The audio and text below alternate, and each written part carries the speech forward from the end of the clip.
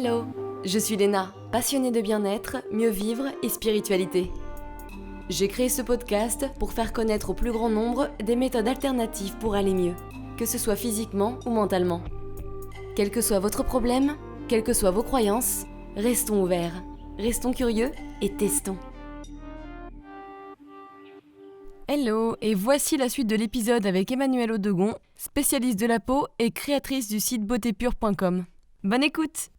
Justement, tu vas nous donner des conseils pour nous aider à améliorer notre peau.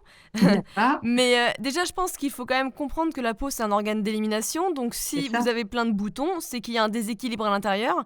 Il faut prendre ça un petit peu du bon côté et qu'on peut remercier notre messager, la peau. Alors, qu'est-ce qu'on doit éviter le plus possible au niveau de l'alimentation pour améliorer la peau ? Alors, je dirais, il y a des conseils de base, d'accord? Les conseils de base, c'est bien sûr d'éliminer les choses dont on a des preuves scientifiques qu'elles vont exacerber l'acné. Je pense aux produits laitiers. Première chose, éliminer les produits laitiers de vache. Et puis, et éventuellement, pour moi, vraiment se rendre compte qu'il y a une composante inflammatoire et que, a priori, le gluten n'est jamais une bonne idée pour l'inflammation. Il a trop été modifié, le gluten. Voilà. Donc, les deux choses de base pour l'alimentation, pour moi, anti-acné, c'est d'abord éliminer les produits laitiers et certainement de faire très attention au gluten, voire de l'éliminer. Par ailleurs, il faut absolument équilibrer la glycémie. Ah, ça c'est moi un sujet que j'adore, c'est totalement... Voilà, donc c'est extrêmement important d'avoir une glycémie qui ne fait pas des roulettes russes, hein, non, comment on dit, des montagnes russes. Voilà, des montagnes russes. C'est-à-dire que la glycémie ne doit pas passer vers des pics et des grandes descentes en permanence. Donc, on ne doit pas être en hypo et en hyperglycémie de manière constante. Ça, c'est très, très mauvais pour le système. C'est très mauvais, notamment pour le cortisol. Encore une fois, on en revient toujours au problème de cortisol parce que si on est en hypoglycémie, eh bien, on risque de s'évanouir. Et donc, il y a un mécanisme qui fait qu'on va chercher dans le foie... le cortisol va chercher dans le foie des réserves pour les remettre dans le sang pour que tout de suite on ait du sucre et qu'on ne s'évanouisse pas et qu'on ait de l'énergie et qu'on puisse survivre. Parce que tout ça, c'est des mécanismes de survie. Voilà. Donc, la lutte ou la fuite, ça intervient également ici. C'est-à-dire qu'à chaque fois qu'on est en manque de sucre, en manque de carburant dans notre système, eh bien, il faut aller le chercher, le sucre. Et donc, ce qui va le chercher, c'est le cortisol. Donc, il y a une montée de cortisol, montée de stress et libération du glucose par le foie, de l'énergie par le foie. Et donc ça, c'est pas bon parce que c'est ça c'est donc un stress permanent et tout stress, j'en reviens toujours aux mêmes choses, mais c'est vrai qu'on use le corps si on le stresse en permanence. Donc le problème de la glycémie, c'est que c'est mauvais pour tout le monde, pour toutes les hormones de la Terre, pour tous les problèmes hormonaux de la Terre, il faut stabiliser sa glycémie. Et il faut la stabiliser particulièrement dans le cas de l'acné, pour deux raisons. C'est que quand on élève sa glycémie de façon rapide et de façon importante, on va bien sûr solliciter l'insuline. L'insuline, c'est l'hormone qui prend le sucre du sang et l'amène dans les cellules. Et si l'insuline est sursollicitée tout le temps, déjà l'insuline, c'est pas une bonne nouvelle pour les gens qui ont de l'acné parce que l'insuline va exacerber les glandes sébacées, donc on va avoir de l'acné presque immédiatement. Et par ailleurs, l'insuline, pour les jeunes femmes ou les femmes qui ont une prédisposition au SOPK, l'insuline va faire que leurs ovaires vont sécréter plus d'androgènes. Ouais. C'est pour ça que chez ces jeunes femmes-là, chez femmes-là, on retrouve plus d'acné et des formes d'acné beaucoup plus importantes. Ouais. Alors, il y a des gens qui vont se demander, ouais, mais comment je fais pour stabiliser ma glycémie ? Alors ça, mon capitaine, ça s'apprend. Allez, dis-nous, chef.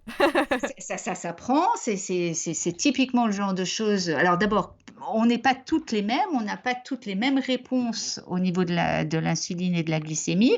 Une femme peut pouvoir manger une orange sans avoir de problème majeur et sans réagir avec de l'acné, tandis qu'il y a d'autres femmes pour lesquelles ça va être immédiatement des boutons. faut se rendre compte de ça. Donc, chacune est différente par rapport à l'histoire de la glycémie. On a des niveaux de sensibilité différents.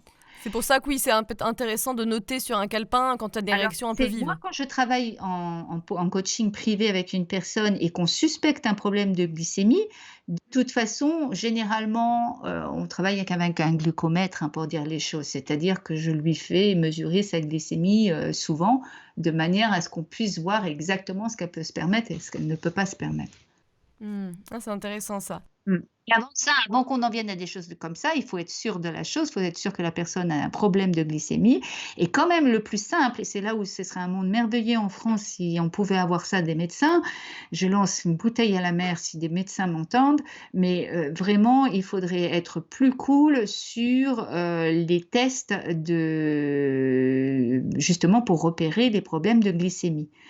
On sait très bien que la résistance à l'insuline est un problème, ce qu'on appelle le syndrome X, c'est un problème métabolique majeur qui grandit de par le monde.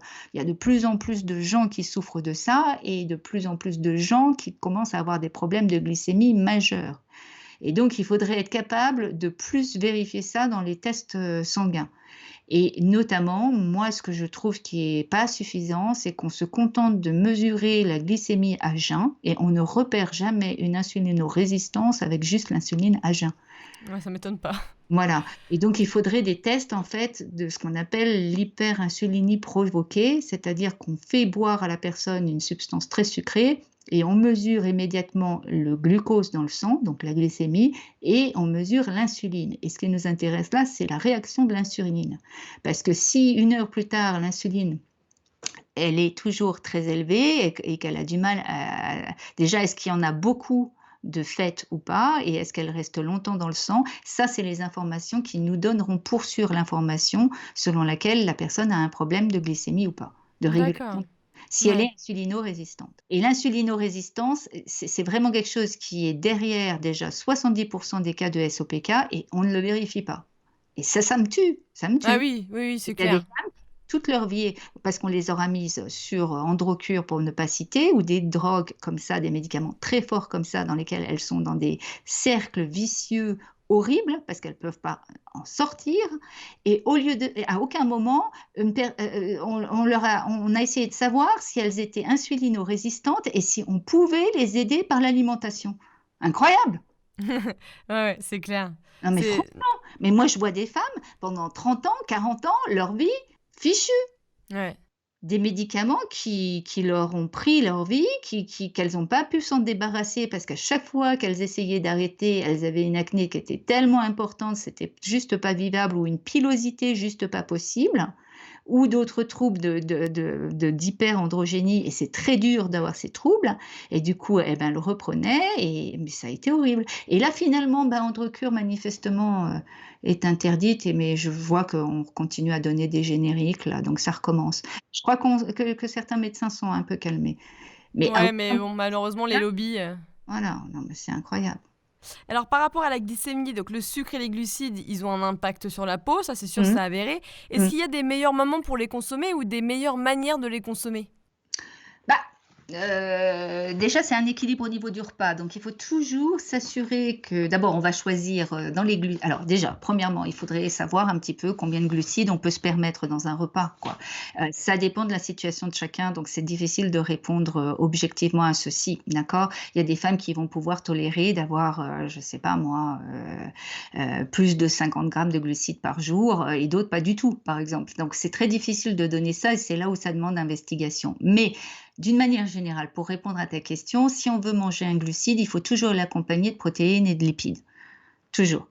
Parce que de toute façon, ça va ralentir son l'absorption du sucre. Voilà, son absorption. Donc la première chose, c'est qu'on ne mange jamais ces aliments seuls. Même en collation, et surtout pas au petit déjeuner. Pour moi, le plus horrible par rapport à l'acné, enfin le truc que je vois et encore, c'est le petit déjeuner. Le petit déjeuner, c'est une horreur. Soit on voit des gens qui prennent un petit déjeuner classique français qui est une horreur au niveau du sucre. Du pain, de la confiture. Voilà. Quoique des fois, il y a du beurre, donc au moins ça ralentit un petit peu, je dirais, à défaut d'être parfait. Oui. Heureusement qu'il y a le beurre. Mais donc, soit il y a ça, Mais bon, c'est des baguettes, c'est C'est de la farine blanche, oui, sans c'est super intérêt. glycémique, hein, c'est une bombe glycémique. Donc là, faut pas se faire d'illusions, c'est vraiment très mauvais pour l'acné. La deuxième chose, c'est les céréales industrielles. Moi, je vois beaucoup de jeunes qui prennent ça. Ah bah oui, ou même fitness, tu sais, tous ces trucs-là. C'était bon d'ailleurs. Voilà, à partir du moment où on extrude une céréale, de toute façon, faut pas enfin, c'est un aliment à index glycémique très élevé. Et surtout, encore une fois, le problème que j'ai, moi, c'est qu'on ne mélange pas des protéines et qu'on ne mélange pas des lipides. Oui, parce que tu te fais un petit porridge par exemple, de flocons de sarrasin avec un peu de protéines végétales ou de purée d'amandes, déjà, ça sera C'est sûrement un peu mieux, mieux. c'est beaucoup mieux, c'est beaucoup mieux. C'est beaucoup mieux parce qu'il faut des formes de protéines et des formes de lipides. Mais déjà, les purées d'oléagineux, elles répondent un petit peu présent sur les deux, parce qu'une purée d'oléagineux, c'est beaucoup de lipides et un petit peu de protéines. Mais il faudra rajouter un peu de protéines, à mon avis, pour que ce soit bien équilibré. Et alors pour toi, c'est quoi le petit-déj idéal? Bah, c'est plutôt enfin, le petit-déj idéal, pour moi, c'est plus facile si on peut l'envisager salé. Parce que ça dépend encore une fois du profil hormonal de la femme. Par exemple, si c'est un profil hormonal androgénique et qu'on suspecte une insulinorésistance, alors là, il faut très peu de glucides.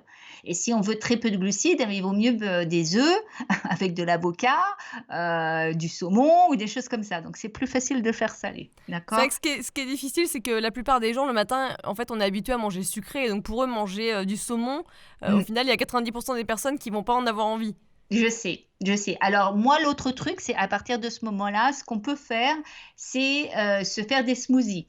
Mais pas n'importe quel smoothie. J'en ai Mm. donné une recette il n'y a pas très longtemps. C'est très important pour l'équilibre hormonal et pour l'acné que les smoothies, ils soient pas sucrés, d'accord? Parce que ça, c'est pas bon. Et quand on concentre plusieurs fruits en même temps, j'adore les fruits, mais je suis désolée, les fruits, c'est du fructose et le fructose, ça élève la glycémie. Et puis surtout, ça se digère pas de la même manière en Et fonction puis des en fruits. plus de ça, de toute façon, ça ne se digère pas forcément de la même manière et pour certaines personnes, il vaut mieux éviter, vaut mieux prendre des fruits en dehors du repas. Pour ceux qui n'ont pas vu ton post, Ah c'est oui. quoi ta recette de smoothie? Je crois que c'est Oula, aux myrtilles, hein? tu en as demandé comme ça du fond de ma mémoire. Je ne vais pas être capable du fond de ma mémoire, surtout au niveau des quantités. Mais par contre, ce qu'il faut bien voir, faut revenir sur Instagram, mon compte Instagram. J'ai posté il y a quelques jours. Et donc, c'est un bon équilibre parce qu'on prend des fruits à index glycémique très bas. Donc, en ce moment, c'est la saison des baies, dont j'ai utilisé des mûres du jardin et des myrtilles du jardin. Voilà, donc c'est très bon, des antioxydants et c'est un IG bas et on n'en met pas beaucoup, d'accord? Et après, il faut, contrebalancer avec des choses qui vont apporter, eh bien, à la fois des bons lipides et des protéines. Donc là, j'ai utilisé notamment, eh bien, des graines de lin au départ et j'ai utilisé des graines de lin et des graines de chia, je crois, pour la texture, parce que je me fais pas toujours la même chose, hein, après ça dépend, et cetera. J'ai utilisé du verre pour faire un petit peu smoothie vert, j'ai glissé quelques feuilles vertes parce qu'il faut les glisser absolument partout. J'ai glissé bien sûr des oléagineux pour leurs bienfaits et particulièrement pour l'acné, j'adore le sésame parce que ça contient beaucoup de zinc. Donc, comme je veux pas que les gens ils prennent des produits laitiers, et ben, j'essaye de leur faire consommer notamment du sésame. Donc, s'ils aiment le sésame, donc là, il y avait de la pâte de sésame. Et puis après, on peut faire des choses diverses et variées. Je me souviens plus ce que j'avais rajouté. Donc, j'avais mis du sésame. Bon, des fois, tu peux mettre aussi un petit super aliment, mais on est déjà pas mal hein, au niveau de la qualité. Voilà, mais justement, il y avait quelque chose d'autre que j'oublie là, donc il faut vraiment aller regarder la recette parce que j'ai oublié comme ça. Voilà. Mais ça c'est une recette qui, était à index glycémique, bas, qui n'avait pas beaucoup de glucides dans l'ensemble de la recette et qui avait un bon équilibre et qui notamment avait de bonnes graisses et mon message, c'est que les smoothies, surtout ne les faites pas sans graisse, c'est une catastrophe, ça va entrer dans votre sang très rapidement, ça va élever votre glycémie et ça va vous donner de l'acné. C'est Donc ne clair. faites pas ça. Et faites attention aussi à des choses comme le bol d'avoine. Ouais. Bah, parce que ça a une réputation, soi-disant index glycémique bas, et cetera. Donc moi, je vois des gens qui font ça. Mais le problème avec ça, c'est que en fait, on se retrouve avec, un index glycémique qui est en fait élevé. Pourquoi? Parce que, c'est la charge glycémique. C'est-à-dire que si on n'équilibre pas avec des lipides et des protéines, encore une fois, si on en mange de trop de notre avoine, eh bien, ça va élever la glycémie. Hmm. Bah, tu vois, c'est pour ça que moi, quand je me fais mon porridge de sarrasin, je Mhm. rajoute toujours de la protéine végétale, tu vois, ou alors des graines de chia, Voilà, tu vois, je fais ce voilà, genre de c'est le choses. secret.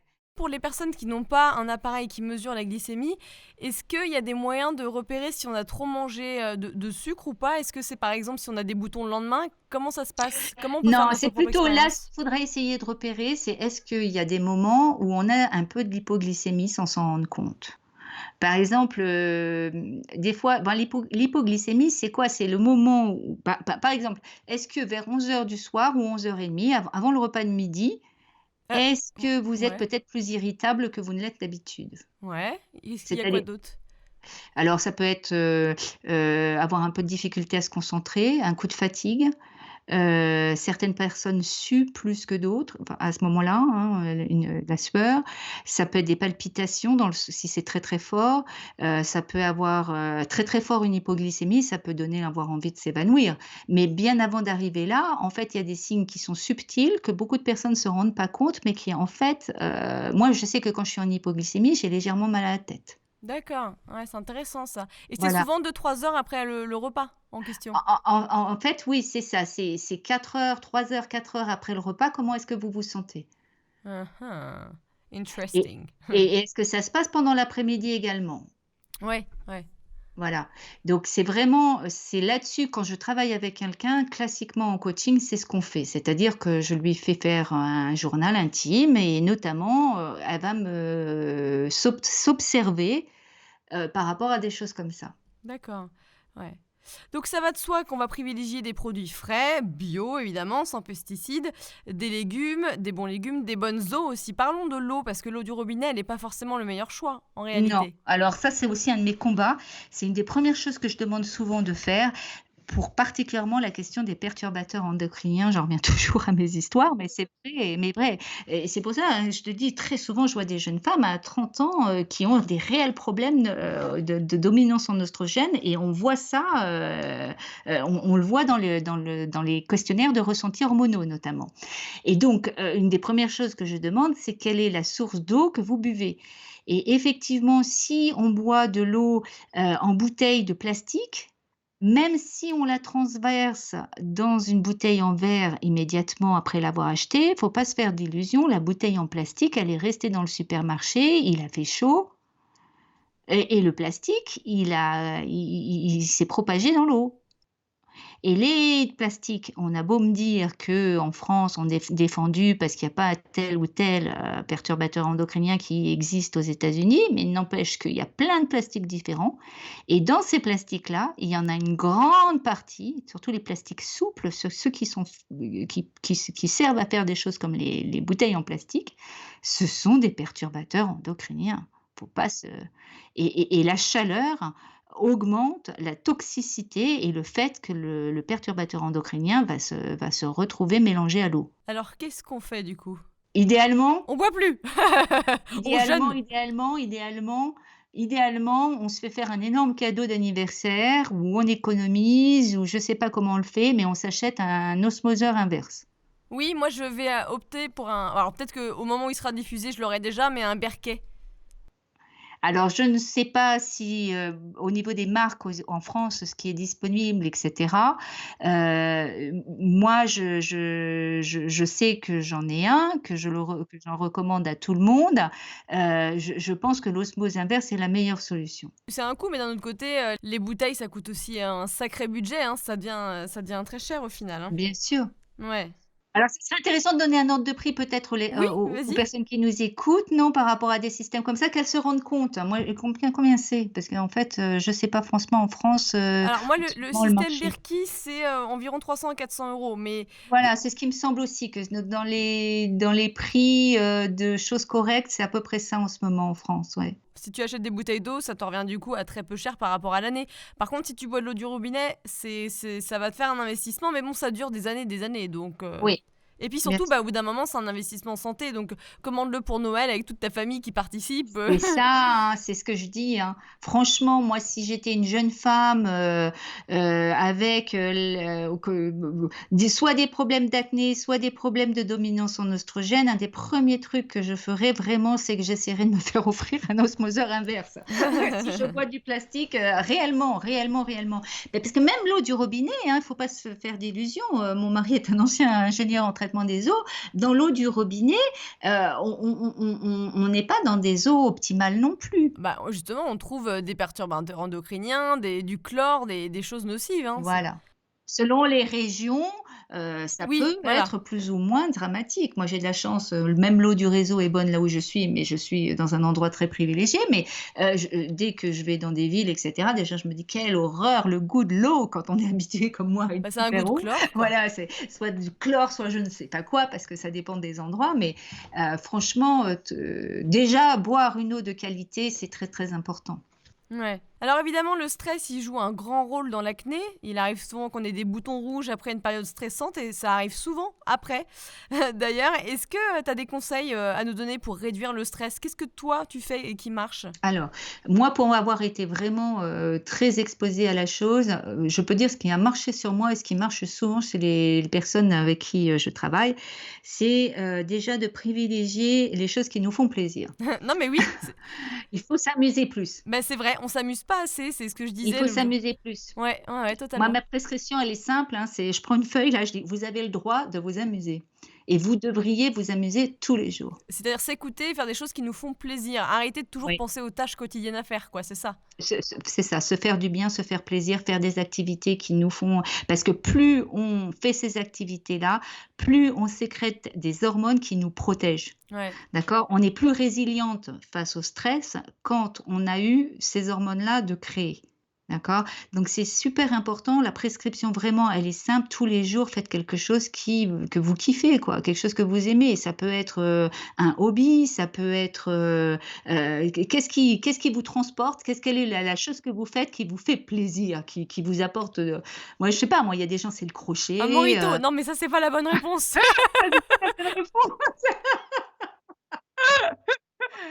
mais je sais pas, franchement, il y a des moments, je trouve que le stress est tellement un problème de société majeur. Il est tellement derrière toutes les problématiques de santé pratiquement que, je pense qu'il vaut mieux, manger des poisons des fois que plutôt de se faire les propres poisons mentaux, quoi.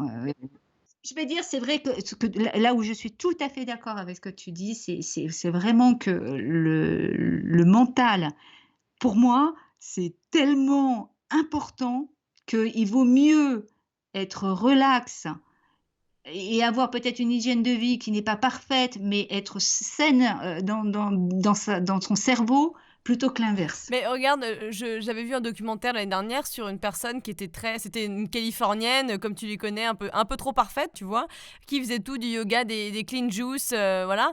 Et au final, elle s'est retrouvée avec un cancer, mais parce qu'elle travaillait pas du tout sur elle et qu'elle était contrôle fric. Elle voulait que tout soit sain, qu'elle dorme autant d'heures. Oui, mais ça, je le vois tout le temps. Mais je le vois tout le temps. Voilà, et c'est ça, hein, et c'est pour ça que je te disais ça, finalement, tu vois, c'est... Et c'est pour ça que je te dis, tu peux pas analyser les hormones comme ça, individuellement, que dans son cas, certainement le cortisol a joué un grand rôle parce que quand on est toujours control freak, méticuleux et cetera, très souvent, on se met de la pression et de la pression, ça veut dire exactement ça. Ça veut dire qu'on va sécréter du cortisol tout le temps et donc on va épuiser ses glandes surrénales fatalement. Le cortisol, c'est vraiment l'hormone numéro 1 parce qu'à partir du cortisol, si on épuise son cortisol, enfin si on sécrète du cortisol tout le temps, on va se retrouver avec un dérèglement, hein. Souvent, on commence avec trop de cortisol et puis au bout d'un moment, les glandes surrénales sont épuisées et on produit plus assez de cortisol. Et bien là, c'est vraiment la porte ouverte à tous les déséquilibres hormonaux de la Terre. Vraiment, L'adrénale fatigue. voilà. Cortisol et thyroïde, 2 hormones hyper Ouais. importantes. Mais moi, c'est vrai que j'étais très contrôle fric. Je suis passée par l'orthorexie, par le stade où il fallait que je fasse... Si tu veux, vu que je suis passée par d'abord une phase d'anorexie, ensuite je suis arrivée dans une phase d'orthorexie pour faire tout, pour réparer mon corps parce que je m'en voulais. Mais du coup, c'était pas constructif du tout. C'était plutôt toujours autodestructeur. Il y a tellement de personnes qui passent par ces phases-là. Enfin bref. Alors, Au niveau des compléments alimentaires, il y en a certains qui sont indispensables. Bien sûr, il faut se faire suivre, mais on pense souvent à la vitamine D, les oméga 3, le zinc, tu en as parlé tout à l'heure. Tu dis qu'il faut faire attention aux gâtilliers par contre, c'est ça? Oui, oui, je pense que là, on n'est plus dans le complément alimentaire, on est dans les plantes et notamment une plante qui est quand même une plante, forte, qui peut être très utile à certaines femmes, mais il y a réellement des contre-indications et des contre-indications hormonales et notamment, je me méfie beaucoup du gâtillier pour, les jeunes femmes qui, peuvent avoir du SOPK. Donc en tout cas, ce qu'il faut regarder, c'est si on a fait faire des analyses médicales et qu'on a un taux de LH qui est plus élevé que son taux de FSH, il faut faire attention au gâtillier. À ce moment-là, on n'est pas une bonne candidate pour le gâtillier. Parce que le gâtillier à la base, ça sert à quoi? Réguler les cycles, c'est ça? Oh, c'est toujours un peu plus compliqué que ça, c'est-à-dire réguler le cycle, oui, on est censé retrouver ses règles. En fait, c'est censé, abaisser le taux de prolactine, entre autres et donc favoriser les règles. Ouais. Mais toi, t'as l'air très méfiante par rapport à ça, hein. Non, c'est pas que je suis très méfiante, mais je pense que déjà l'intervention d'une plante, c'est jamais là où il faut commencer. La plante, c'est vraiment quelque chose qui peut aider ponctuellement une femme quand on a bien analysé sa situation, peut-être, mais que le mode de vie est absolument la chose numéro un sur laquelle on peut agir. Donc ce qu'on disait, l'alimentation, le stress, le Le dodo, le sommeil, le bonheur. niveau de sport, quelle est l'activité physique de la personne? Est-ce qu'elle élimine correctement? Quelle est sa digestion? Quel est son montant de graisse corporelle? Quel est son montant de muscles également? Tout ça, ça joue un rôle parce que c'est par exemple le tissu adipeux a joue un rôle, dans les hormones, hein, donc c'est quelque chose qui est très, très important. Tout ça joue un rôle. Donc vraiment, c'est des symphonies qui travaillent enfin, c'est vraiment des instruments qui travaillent ensemble et il y a beaucoup de paramètres différents et c'est vraiment notre mode de vie dans son ensemble qui peut être mis à profit de nos hormones et donc de notre peau ou pas. Ça me fait penser aussi qu'il y a le DIM qui est connu hein, maintenant comme la marque Mmh mh. Ostrobloc, mais il faut Mmh. faire attention à faire un test hormonal avant justement pour savoir si on a trop d'ostrogènes ou pas parce que ce médicament il aide à réduire les oestrogènes. Donc si on n'en a pas assez, c'est déjà très problématique. C'est pas seulement ça, c'est que, en fait, le DIM le foie agit en 2 mouvements. Quand le foie détoxe, il agit en 2 mouvements, d'accord? En fait, en 3 phases, mais on va dire 2 pour rendre les choses très simples. Les oestrogènes sont transformés pendant ces 2 mouvements par le foie et donc le problème du DIM, c'est qu'il va aider une seule phase et pas la deuxième. Ça veut dire que si une femme, donc il va métaboliser nos oestrogènes et pendant la première phase de détox du foie.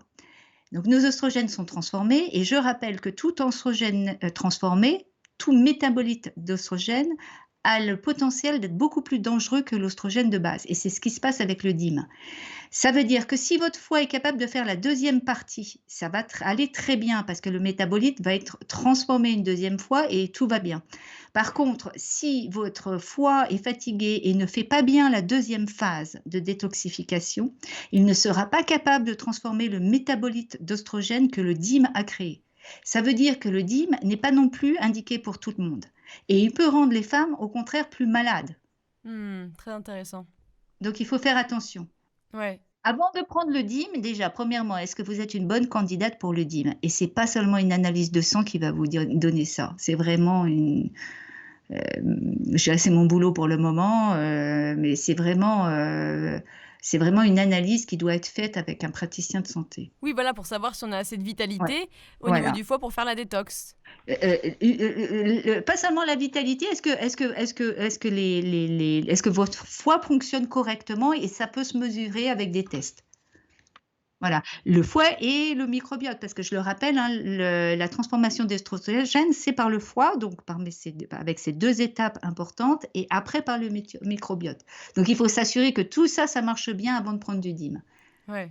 C'est là où on se dit qu'il faut vraiment être suivi par quelqu'un quand on arrête la pilule, par exemple. C'est beaucoup plus compliqué que de juste prendre un complément alimentaire. Je pense que c'est là où on se dit que c'est important d'être suivi par des spécialistes parce qu'il y a tellement de... Franchement, c'est vraiment important parce qu'autrement, d'abord, on risque de prendre quelque chose qui va déjà dans le meilleur des cas, ça va pas nous être utile. Dans le pire des cas, ça va nous être néfaste et le DIM peut être néfaste.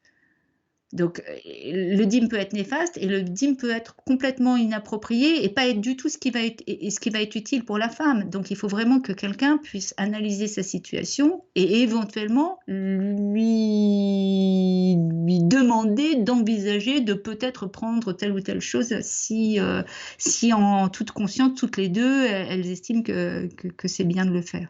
Mais c'est une décision commune en plus. C'est pas si on est toujours dans le paradigme de la médecine occidentale qui est: «J'ai mal docteur, eh bien prenez, tel médicament pour contrecarrer votre mal», eh ben, on est toujours dans la médecine occidentale dans ces moments-là. Donc si on ne peut pas faire de la médecine holistique avec l'idée qu'on va faire exactement comme la médecine occidentale, c'est-à-dire donner une prescription pour quelque chose. Même si ce truc-là est naturel, ce sera toujours une prescription. C'est toujours contrecarrer quelque chose, sans le régler à la base. Donc, comment on le règle à la base? En analysant d'où vient le problème et en disant à la personne: «Pour votre problème, c'est plutôt telle chose, telle chose, telle chose dans votre mode de vie qui est importante. Dans votre cas, vous devez plutôt travailler sur les sérénales. Dans votre cas, c'est plutôt la thyroïde. Dans votre cas, c'est l'insuline et ainsi de suite. Et donc, dans votre cas, il faut, je sais pas, je vais dire des bêtises, faire de la méditation, vous amuser plus, et cetera. Ah, c'est l'insuline votre problème, et bien dans ces cas-là, il faut restaurer la résistance des cellules à l'insuline et il faut que les cellules acceptent mieux votre insuline et il faut pour cela, notamment peut-être augmenter votre activité physique. Mmh. Très intéressant. Voilà, donc Je vais te poser des questions précises pour avoir tes conseils et si tu peux de me donner des réponses rapides. Alors, quel est le meilleur ou allez, les 2 meilleurs masques pour calmer les boutons? bah, le miel de Manuka.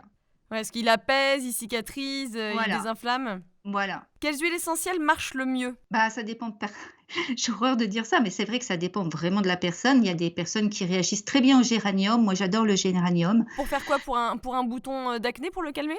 Oui, pour le calmer, alors jamais pur, hein, comme toutes les huiles essentielles, toujours à diluer dans une huile végétale. Donc déjà, trouver l'huile végétale qui vous convienne. Moi, j'aime beaucoup la jojoba. Certaines personnes pourront aimer la noisette ou le chanvre. La noisette, elle fait pas des boutons un petit peu?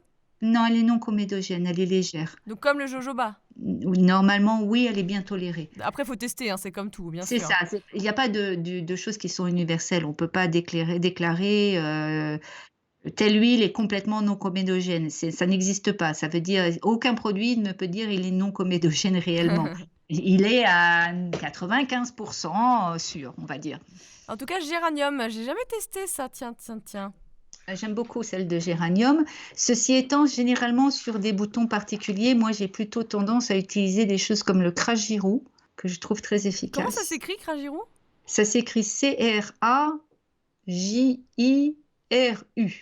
D'accord, et ça, c'est pour quel type de bouton? C'est une plante amazonienne et c'est juste, à utiliser, c'est dans un stick et en fait, on utilise ça sur un bouton pour le désenflammer pendant la nuit Mmh. et ça marche pour 9 personnes sur 10. Ouais, ouais. Et t'en penses quoi de l'huile essentielle de titri? Ah bah, c'est une des choses de base, c'est toujours une des choses de base. Donc moi, je travaille beaucoup en ce moment avec des mélanges de titri, de thé vert. Le thé vert est un actif réellement, scientifiquement, prouvé, hein, au niveau du comédon lui-même, d'avoir une action antiseptique vraiment intéressante et du manuka. Mmh. Ouais, ouais, ça c'est parfait. Et quand on a des micro-kystes, c'est quoi la meilleure huile essentielle? Il n'y a pas vraiment d'huile essentielle pour les microkystes parce que les microkystes sont insérés à l'intérieur de la peau, il n'y a pas d'ouverture et il est difficile de les avoir avec des huiles essentielles. Donc dans ces moments-là, ce qu'il faut faire, c'est un peu plus d'exfoliation pour amener les microkystes à la surface de la peau et éventuellement les éradiquer quand ils arrivent à la surface de la peau. Donc c'est là où moi selon la sensibilité de la peau de la personne, je vais recommander des formes d'exfoliation, jamais de toute façon sous forme de grains, hein, dans mon cas, parce que c'est très mauvais pour les gens qui ont de l'acné. Donc ce sera toujours des exfoliations douces, généralement avec des enzymes. Donc acide de fruits, ce genre de choses? Alors des enzymes, les enzymes, c'est différent des acides de fruits, c'est-à-dire que ça va, on va dire grignoter les cellules mortes, mais ça ne va pas rentrer à l'intérieur de la peau. Ça n'est pas un acide. Donc c'est beaucoup plus doux. Donc pour les peaux très sensibles, il vaut mieux une exfoliation avec des enzymes. Voilà.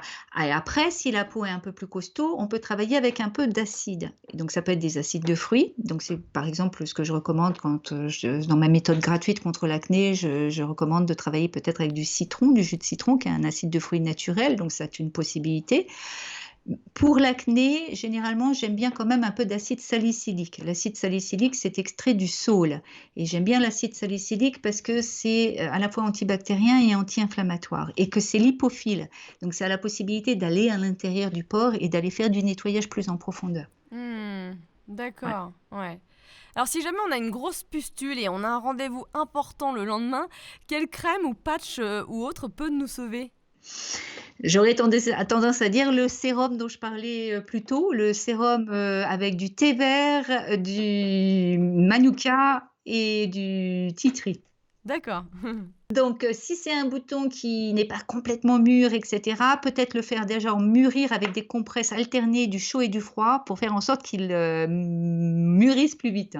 Ah, pour que ça parte plus vite, Voilà, ouais, donc d'accord. alterner le chaud et le froid pour le faire mûrir plus vite. Avec un coton? Oui, un coton ou peut-être un gant de toilette, chaud au départ, enfin avoir un gant de toilette chaud qu'on met dans une eau très chaude sans se brûler, Je hein. vois bien la scène. Qu'est-ce que tu fais, chérie? Oh rien, j'essaie de, je gère mon gros bouton. Alors ça, je n'ai j'ai aucune culpabilité par rapport à ça. Non mais ouais, bonne technique. Voilà, donc la technique, ce serait ça. Ce serait d'alterner le chaud et le froid pour faire mûrir le bouton plus rapidement et à la fin de mettre quelque chose qui est à la fois antiseptique et qui favorise la cicatrisation, comme justement le titri, le manuka, qui favorise la cicatrisation D'accord. également, et le thé Est-ce qu'il vert. est essentiel, selon toi, même quand on a une couche de fond de teint minéral ou liquide, de mettre un SPF avant et si oui, lequel conseilles-tu? Aïe, aïe, c'est compliqué ça. C'est la question à 1000 francs ça. Parce que oui, alors déjà, on a une protection, une petite protection normalement solaire si on utilise du vrai maquillage minéral. Il faut donc déjà bien avoir choisi sa marque, hein, qu'on soit bien sûr que ce soit une marque de qualité, c'est-à-dire 100 minéral avec que des minéraux. Ah bah moi, tu m'as fait connaître Lily Lolo il y a quelques années, hein. Quand j'ai arrêté la pilule, je me suis mise à Lily Lolo grâce à toi. Bon, voilà, ça c'est bien. Au moins Lily Lolo ou des marques, de maquillage minéral de qualité, d'accord? Donc ça apporte a priori un SPF 15. Un SPF 15, c'est bien pendant l'hiver, mais c'est sûr qu'à mon avis, ça suffit pas du tout pendant le printemps et surtout pendant l'été. Et encore, et puis il faut aussi se méfier en automne. Donc oui, il faut, à mon avis, une protection solaire avant ça. Pour le moment, moi, je travaille beaucoup en ce moment, depuis quelques années déjà, avec les laboratoires de Biarritz, parce qu'ils font une crème teintée minérale que j'aime beaucoup et que j'utilise en fait, sans rien d'autre. Alors je mets pas de crème de jour ou de choses comme ça, je mets directement ma crème teintée minérale des laboratoires de Biarritz et après je mettrai mon fond de teint Lily Lolo. Hmm, d'accord. Voilà. Parce que quand on superpose 2 couches de minéraux, on a plus de protection, hein. C'est une protection physique, hein, les minéraux. Donc forcément, plus on en a une couche, on va dire, épaisse et plus on sera protégé. Parce qu'ils agissent en réfléchissant la lumière et donc plus vous mettez si on les regarde sous le microscope, hein, les minéraux, ça ressemble à des petites particules en fait, qui se chevauchent. Et donc, ces particules, elles agissent en réfléchissant la lumière. C'est vraiment une protection physique. Hmm, Voilà, et donc plus la couche est serrée, c'est-à-dire plus il y a de minéraux et plus on est protégé contre les UV. d'accord. Donc la technique, c'est d'avoir 2 couches de protection minérale plutôt qu'1. Intéressant. Très bien. Eh bien, super. Voilà. Ouais, j'avais déjà commandé le laboratoire de Biarritz, donc c'est super. Il y a des auditeurs qui sont sûrement un peu perdus parce qu'ils ont de l'acné, mais ils commencent à avoir des petites rides. C'est le comble. Alors, Ah ouais. est-ce qu'il y a un produit 2 en 1, c'est-à-dire qui va éviter que les rides se creusent davantage, mais en même temps qui agit sur la peau? Oui, la crème secret sacré à base d'huile de nigel. C'est une très bonne combinaison de plein de botaniques qui ont une action, on va dire, énergisante sur les cellules, donc qui sont vraiment bien, on va dire, pour dynamiser un petit peu le renouvellement cellulaire. Mais par ailleurs, l'huile de nigel est exceptionnelle, parce qu'elle a des vertus, cutanées extraordinaires pour pratiquement tout le monde et que par ailleurs, elle est particulièrement bonne en cas d'acné. Donc s'il y a une chose que j'utiliserai, c'est la crème secret sacré. Parce qu'elle est à la fois bonne pour les rides et à la fois pour l'acné. Si on a des cicatrices colorées, quels produits ou sérums ou autres peuvent nous aider à atténuer? C'est de l'exfoliation. C'est essentiellement de l'exfoliation. Il y a 3 choses, hein, pour ce genre de choses. Absolument déjà, pas de soleil, du tout. Une protection solaire, mais de malade. Vraiment, de faire attention à ne pas être exposé du tout au soleil. Je dirais même à la chaleur, parce que l'hyperpigmentation peut être créée par de la chaleur, ce qu'on ne sait pas, hein. On pense que c'est que le soleil, mais en fait, c'est la chaleur également. Et il faut par ailleurs utiliser des exfoliants. Les fameuses enzymes. Alors, soit des enzymes, selon son type de peau, selon la sensibilité de sa peau. Donc ça peut être des enzymes, ça peut être des acides de fruits, ça peut être des acides bêta, hein, comme l'acide salicylique, par exemple. De les utiliser très régulièrement parce que c'est ce qui va, en fait, faire disparaître le pigment qui est à la surface. Mais par ailleurs, il faut envoyer un message aux cellules en dessous de ne pas continuer à produire du pigment. Alors c'est là, on va utiliser quelque chose qui désactive ce processus, donc des agents, éclaircissants. Et ça, c'est quoi ça? Tu trouves ça où? Bah, déjà, le citron est à la fois un éclaircissant naturel et un exfoliant naturel, donc on peut déjà travailler avec du jus de citron. Donc tu mets du citron sur ta peau directement ou avec un coton? Alors, ça, c'est la méthode de Beauté Pure et donc il faut aller regarder dans la méthode gratuite parce qu'il y a le mode d'emploi. Franchement, moi, je trouve que c'est mieux de l'utiliser un pinceau qu'un coton Ouais. parce qu'autrement, on en perd si on utilise, un coton et deuxièmement, on est bien d'accord, il s'agit d'un peeling. Donc un peeling, ça veut dire qu'on va mettre quelque chose qui est acide sur la peau, mais on va l'enlever. C'est pour une courte période de temps. Donc l'idée, c'est pas de se dire: «On va mettre du jus de citron, puis on va aller se coucher», hein. C'est pas ça l'idée, hein. T'as la peau L'idée rouge le d'abord, c'est lendemain? déjà de vérifier. C'est pour ça que je veux que les gens, ils aillent vraiment vers cette leçon-là, parce qu'il y a toutes les contre-indications. Il y a des tas de situations où il faut pas faire le peeling citron, notamment quand on est sous Roaccutane ou qu'on y a été il y a pas longtemps. Quand on s'expose au soleil, c'est pas bonne idée de faire le peeling citron non plus et quand la peau est endommagée, pour une raison ou pour une autre. Par exemple, si vous faites, je sais pas, une grosse session, il y a des personnes qui font de la dermatillomanie là, qui vraiment, vont essayer d'extraire leurs boutons. Si vous avez fait une session kamikaze comme ça la nuit dernière, c'est pas une bonne idée de faire un peeling citron le lendemain. Tu m'étonnes, ça va brûler. Voilà, sur des croûtes, c'est pas une bonne idée. Donc, il faut pas faire le peeling citron sur une peau qui est excoriée. Tu laisses ça quoi, 10 minutes, non? Ah non, non, non, non, non. Alors moi, dans la leçon, je donne des directives, mais généralement, on commence avec 1 minute, Ah oui, d'accord. jugé de la sensibilité de sa peau. Bien sûr. Donc il faut avoir son chrono. Il faut prendre son smartphone, il faut mettre le chrono et il faut commencer le chrono. Allez, on commence avec 1 minute. Généralement, la plupart des gens peuvent tolérer 1 minute. Alors ça pique, hein, parce que c'est un acide. Donc ça pique, c'est normal. On rince extrêmement bien au bout des 1 minute, vraiment, vraiment, hein, de manière à ce qu'il n'y en ait plus sur la peau et on hydrate. Alors le top, c'est de faire ça et de faire un masque au miel de Manuka après. Ouais, De toute façon, tous les masques de la terre sont plus efficaces avec une exfoliation avant. ouais. Donc ça, on commence à faire des soins professionnels quand on fait ça. Même si c'est des choses qu'on a dans la cuisine, on commence voilà, c'est l'idée d'un soin professionnel. Un soin professionnel, c'est toujours une exfoliation plus ou moins forte et après on essaye de faire rentrer des choses dans la peau. J'ai acheté un peeling acide de fruits. Alors, j'ai une peau qui est assez solide. Ça me pique pas trop, je la laisse un quart d'heure. Est-ce qu'on peut le faire 2 fois par semaine? Alors oui, ça tout dépend. C'est pour ça que je peux pas vraiment donner des directives pour tout le monde par rapport au peeling citron et c'est pour ça que je veux vraiment ramener à la leçon parce que, une personne qui aura une peau super sensible ou de la rosacée ou des choses comme ça où c'est une contre-indication, ça va pas être super. Disons qu'on a une peau normalement sensible Ouais, et en bon état et dans ces moments-là, on peut généralement faire 2-3 peelings citron par semaine. d'accord. Alors, ce qu'il faut faire avant toute chose, c'est qu'il faut augmenter le temps de pause. On peut partir, par exemple, sur un peeling citron 2 fois par semaine et on commence avec 1 minute. Et après, on augmente le temps de pause par incrément de 15 secondes. Donc, première semaine, 1 minute, 2 fois par semaine. Deuxième semaine, on va faire toujours notre 2 peelings, mais on va le faire 1 minute et 15 secondes. Comme quand tu reprends le footing, en fait, t'augmentes petit à petit. Voilà, c'est un peu ça. C'est ça. C'est tout à fait l'idée. C'est tout à fait l'idée. Alors, si on a des trous dans la peau, est-ce qu'il existe, par miracle, des crèmes qui peuvent peut-être nous aider? Non. Ouais. Non, Bon, bah non. voilà, rentrons chez nous. Non, non.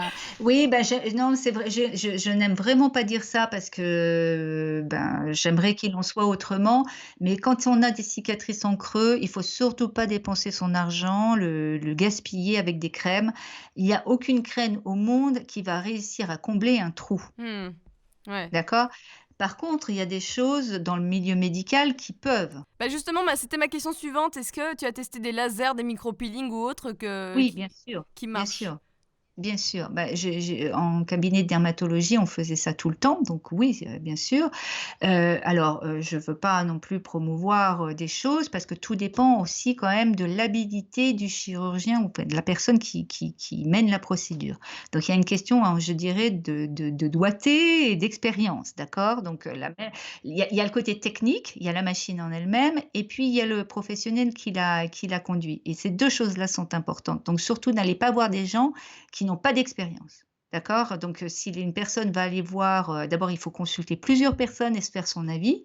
Pour moi, hein, c'est un peu comme un shopping quand même. Il faut aller voir plusieurs chirurgiens, plusieurs dermatos, et leur demander, «Est-ce que vous savez faire ça et est-ce que vous pouvez me faire voir des photos avant-après?» ou ce genre de choses. Ou en tout cas au feeling et vraiment demander à s'assurer que la personne a de l'expérience. Et dans ce cadre-là, pour des cicatrices, souvent, moi, ce que j'aime bien, c'est quand même les lasers Fraxel. Ah, bah ça m'intéresse parce que moi j'en ai fait 2 sur 4, 2 séances sur 4 et je n'ai vu aucune différence pour l'instant. Alors je sais que ça met 6 mois parce que le collagène il doit repousser, Oui. mais pour l'instant je suis pas du tout convaincue. Après j'en ai fait que 2 sur 4 donc je patiente. Alors, bon, moi, je peux pas répondre parce que effectivement, comme on te l'a exposé, c'est quelque chose c'est un peu comme mes peelings, hein, et ça met du temps. Ouais. Donc, il faut pas être impatiente comme ça et il faut avoir confiance quand même dans le processus. Bien sûr. Maintenant, il faut se rendre compte qu'encore une fois, que c'est une question aussi, eh ben, d'habilité du praticien et notamment, bah, c'est lui qui dose, les choses. Il y a une question de dosage et une question Et d'expérience. donc toi tu trouves que ça marche bien? Ah ben, quand c'est bien exécuté, oui, c'est formidable. Le Fraxel, quand c'est bien fait, oui, c'est Bah formidable. c'est la référence des lasers a priori, c'est quand même être censé le numéro un plus ou moins des traitements des cicatrices d'acné. Pour les cicatrices, ça dépend de quelle c'est parce qu'il y a tellement de formes de cicatrices d'acné qu'on ne peut pas répondre comme ça. Pour les cicatrices d'acné en creux, légèrement en creux, c'est ce qu'il y a de mieux. Si c'est des cicatrices de type, on appelle ça, ice pick, si tu veux, tu sais, tu as des cicatrices où c'est comme si on enfonçait Un un trou? couteau de glace. Oui, comme s'il y a un trou profond, voilà. Et bien, dans ces moments-là, ce type de cicatrice, on n'est pas dans du Fraxel, par exemple. On est, dans des actes chirurgicaux où on va retourner la peau, où on va soit fermer le trou, soit on va retourner de la peau pour, créer l'illusion qu'il y a quelque chose qui est rempli et c'est esthétiquement ce qu'il faut faire pour ce type de cicatrice. Donc, il y a cicatrice et cicatrice et il y a différentes procédures qui vont répondre plus à certaines cicatrices que Et d'autres. le CO2, t'en penses quoi? Ben le CO2, j'en pense que c'est une destruction du tissu et que donc ça marche comme ça, c'est-à-dire qu'on crée, si tu veux, une blessure et on attend de la peau, une accélération de la prolifération cellulaire de manière à ce que ça reconstruise de la peau. Donc normalement, ça peut effectivement avoir ça peut, vraiment, être quelque chose qui peut, bien exécuter parce que le COD, c'est encore pire que les autres lasers, c'est-à-dire ça demande énormément de doigté et donc le CO2, oui, ça peut être utile pour certaines cicatrices, pour certaines rides, pour certaines marques et cetera. Est-ce que ça risque pas de faire proliférer l'acné? Ah bah, c'est jamais quelque chose qu'il faut faire sur de l'acné active ou de l'acné récente.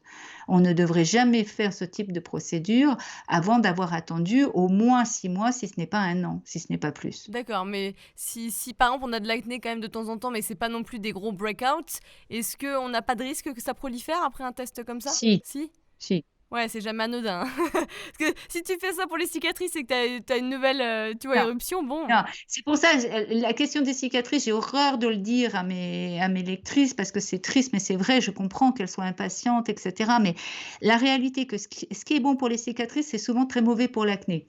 Oui. Donc il faut vraiment avoir réglé le problème de l'acné et depuis longtemps et l'avoir vraiment, vraiment contrôlé avant de penser à ces cicatrices. T'as raison, t'as raison. Et dernière question, peu de gens ont entendu parler du Sangre del Drago. J'en ai moi-même Mhm. acheté à Sol Semilla il y a quelques mois, mais j'ai toujours pas utilisé.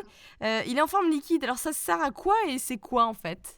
Alors, le sangre del drago, c'est quelque chose qui est utilisé pour accentuer la cicatrisation, qui est en fait une sève et qui est aussi utilisé comme anti-âge. Comme tout ingrédient, il y a l'ingrédient lui-même et il y a la pénétration de l'ingrédient dans la peau. Et pour que quelque chose marche, il faut vraiment que la pénétration soit effective. Donc, on ne peut pas dire que telle chose est bien. Par exemple, le sangre del drago que tu as acheté, je ne le connais pas. Et je ne sais pas dans quelle mesure il est dans une formulation qui est susceptible de pénétrer ta peau ou pas. Ouais. Tu le mets en masque? Non, toi par exemple, Normalement, non, il est utilisé généralement dans des préparations cosmétiques. ouais. Moi, je ne l'ai jamais vu utilisé pur comme ça, hein. Je l'ai toujours vu utilisé dans des préparations cosmétiques et en tant que soit anti-âge, soit agent cicatriciel. D'accord. Ok. Est-ce que tu as quelque chose que tu veux rajouter? Moi, ce que j'aimerais bien, c'est que les gens qui souffrent d'acné ne désespèrent pas déjà. Non, mais c'est vrai, hein, que vraiment, je les encourage à vraiment beaucoup, beaucoup, beaucoup quand même lire. Bon, c'est ce que j'essaye de faire quand même avec Beauté Pure. J'essaye de donner des informations qui leur soient utiles, que toutes les acnées sont extrêmement différentes et que donc il ne faut pas essayer de mettre des pansements sur son acné parce que c'est ce qui a marché sur la voisine. Il faut vraiment essayer de comprendre sa situation. Donc il faut vraiment se rendre compte qu'il n'y a pas une acné qui est pareille que l'autre. Il faut donc essayer de vraiment analyser sa situation sous les aspects hormonaux, sous les aspects digestifs également. Hmm. Et ne pas hésiter à se faire aider si on en a besoin. Voilà. Ouais. Où est-ce qu'on peut te trouver, Emmanuel? Pour le moment, moi j'ai toujours le blog Beauté Pure, donc je suis toujours au service des personnes qui lisent le blog Beauté Pure, qui sont inscrites à ma newsletter et qui reçoivent normalement mes annonces quand j'ai un nouvel article, etc. Donc la première chose c'est ça, c'est d'être au niveau des articles, d'être sûr d'être sur ma newsletter, donc de s'être inscrite à un moment à la méthode gratuite. Ça c'est déjà la première chose pour qu'on coupe pas la communication parce qu'après c'est compliqué.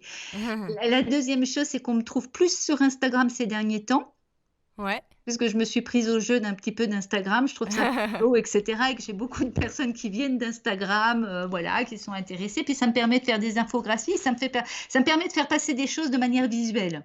Donc j'aime bien de ce point de vue-là. Et puis par ailleurs, en fait, je suis en ce moment j'ai toujours été à cheval entre deux continents, entre les États-Unis et la France. Mais là, avec les situations de Covid, etc., je suis en France et plus tournée vers la France en ce moment. Et donc, j'ai commencé à prendre des clientes françaises en coaching particulier en janvier. Bon, j'en ai pris très peu, hein, parce que voilà, j'avais pas beaucoup de place. Et c'est quelque chose que je vais essayer de proposer, mais de manière un petit peu plus démocratique, parce que bien évidemment, quand je travaille en coaching particulier avec une personne, moi, je fais toujours des accompagnements qui durent au moins 3 mois, parce qu'il faut au moins ça pour régler des problèmes. Et là, je vais essayer de faire un programme semi-privé, c'est-à-dire un programme où j'aurai plusieurs personnes en même temps. Top. C'est Ouais, bien. je pense que ça va être très, très, très, très bien parce que ça va me permettre de séparer les personnes en sous-groupes, notamment au niveau de leur situation hormonale, et de les faire travailler ensemble. Donc, il va y avoir le beurre et l'argent du beurre, c'est-à-dire que je serai derrière, et en même temps, il y aura une communauté de femmes qui ont le même problème, en même temps, qui ont besoin de faire les mêmes choses. Ah, c'est Je très pense que sympa. ça va être très bien. Ouais. Voilà. Et donc, ce programme, il s'appelle Hormone Harmonie et je pense que je vais certainement faire en sorte qu'il commence au mois d'octobre. Ah bah c'est parfait parce que je pense que le podcast sera sûrement en octobre, donc Ah, tu super, vois. super. Et tu as aussi donc la boutique. Oui, oui, oui, bien sûr, bien sûr, bien sûr. J'ai la boutique de Beauté Pure qui est une boutique franco-française, hein, voilà, nous sommes en France, nous opérons en France et c'est une boutique de ma sélection des cosmétiques naturels qui sont mes coups de cœur et qui sont, ce que je trouve les plus adaptés pour les peaux à problème. Et Donc ça, je vous conseille fortement. voilà, voilà. Donc il y a beaucoup de choses, alors ça peut être des choses diverses et variées, hein, parce que ça peut être, des crèmes, mais ça peut être des compléments alimentaires, ça peut être du maquillage minéral, mais ça peut être aussi des choses comme, les thés d'oreiller en soie qui sont très utiles quand on a de l'acné, par exemple. Ce type de choses. La soie est un antibactérien naturel et c'est vraiment bien d'avoir une thé en soie, donc c'est pareil. Si vous voulez vous faire offrir quelque chose pour votre anniversaire, faites-vous offrir une thé en soie. En plus, c'est tout classe. Voilà, voilà.